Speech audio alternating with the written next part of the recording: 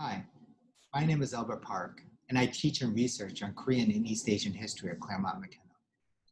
Today, I want to talk about the recent death of Park Won-soon, the former mayor of Seoul, and its significance to the rising Me Too movement in South Korea in dealing with patriarchy in Korean society. On July 9th, Mayor Park mysteriously left his office without telling anyone. Later that day, his daughter reported him missing, which ignited a wide-scale search to find him.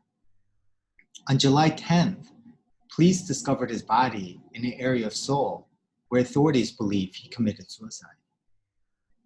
His death was a shock to the city and to the country. Park was a beloved and well-respected activist who had participated in Korea's democracy movement in the 1980s and became a successful lawyer who defended his clients against the authoritarian practices of the South Korean state. He later founded the People's Solidarity for Participatory Democracy in the 1990s, which served as a government watchdog and organized movements to strengthen people's democracy. It became one of the largest NGOs that tried to curtail the abuses of the government and the monopoly practices of economic conglomerates like Samsung and Hyundai. In 2011, he became the mayor of Seoul.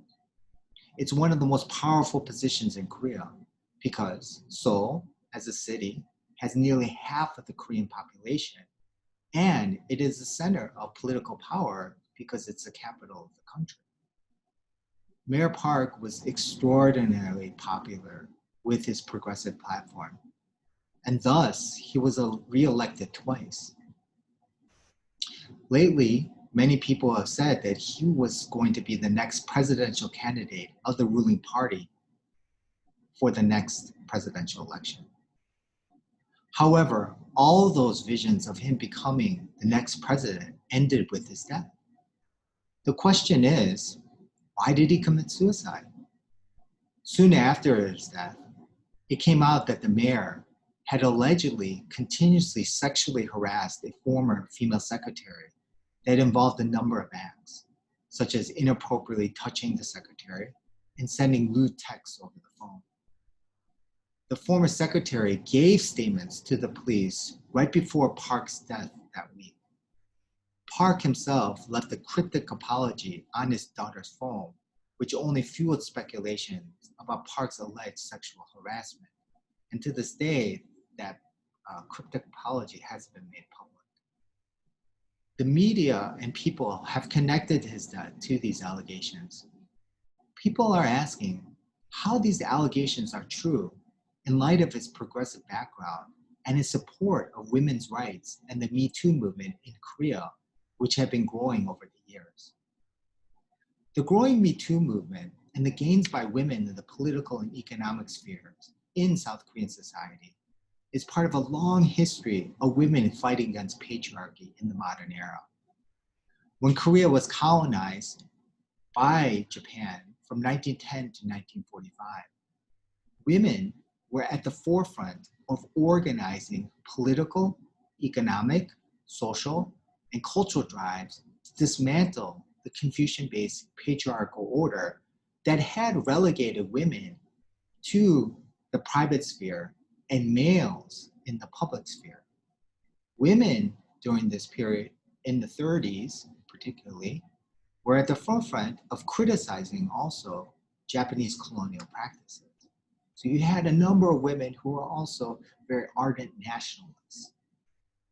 After 1945, women revolutionaries, female revolutionaries, successfully had the North Korean government issue new laws that were embodied and that were put forth in their constitution that called for gender equality in North Korea. And those laws still exist. In South Korea, women were the first labor activists to fight against the authoritarian government starting in the 1960s and into the 1970s. And their actions paved the way for Korea's democracy movement.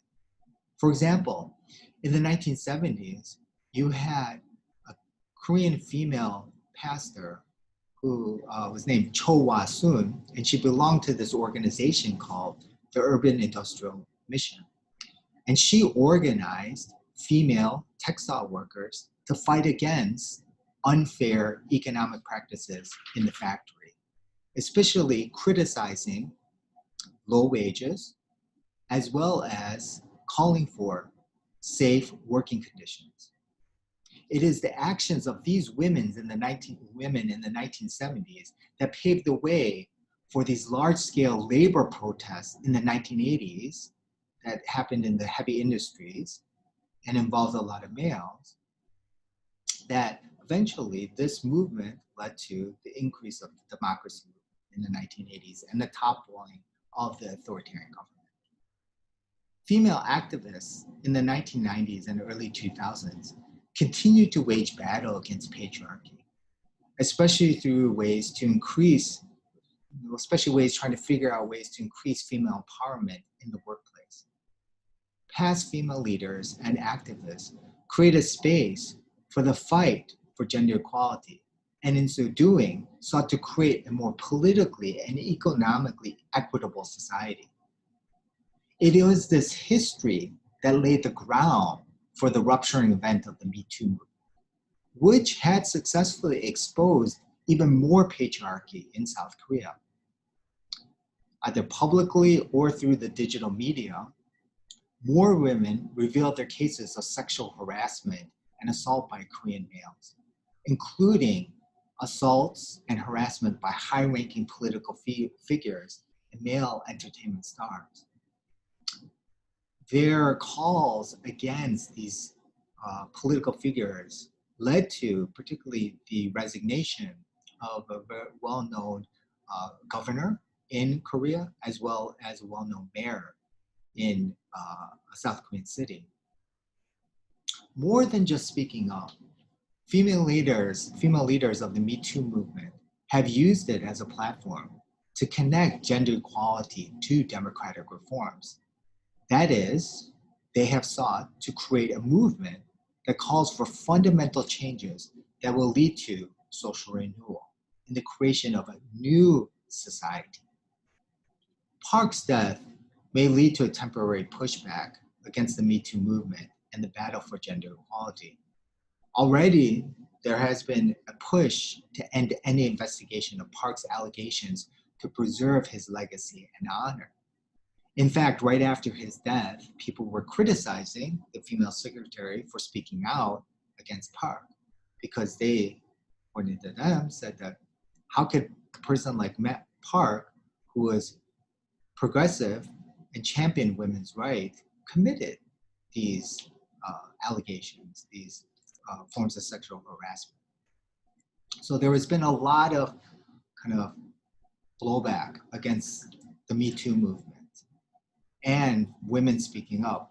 And that's unfortunate because I think for momentarily, this is going to lead to some silencing, right, by women who do want to speak up, because they are seeing that if you do speak up, particularly if you're speaking up against well-known political, economic figures, there are going to be repercussions to it.